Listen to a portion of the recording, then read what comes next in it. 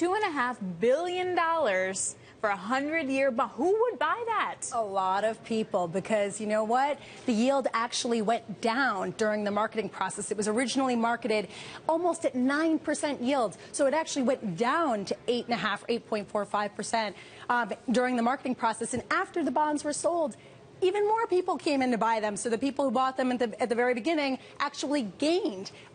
It is mind-boggling. In 100 years, 2115.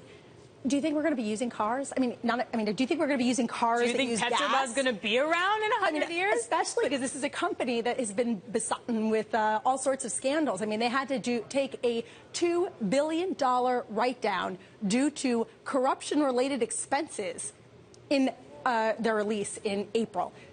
I mean, this is the company that is able to borrow for 100 years right now. So who are the investors who would be getting into this kind of situation? How long do they wind up holding it for? I mean, is it my grandma being like, I'm just going to hold it for 100 years and give it to my great-great-great-granddaughter, or is this a trade?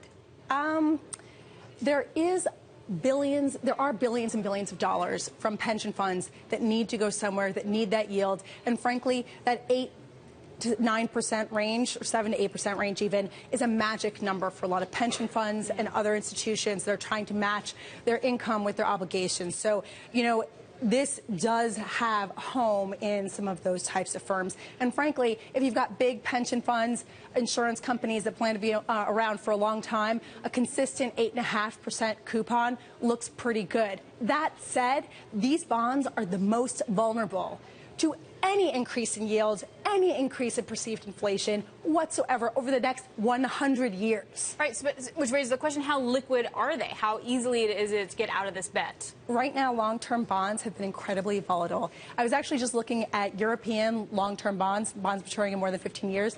They lost 9% in the 2 months ended May 31st. That's the most ever for a 2-month period. I mean, this stuff can really tank.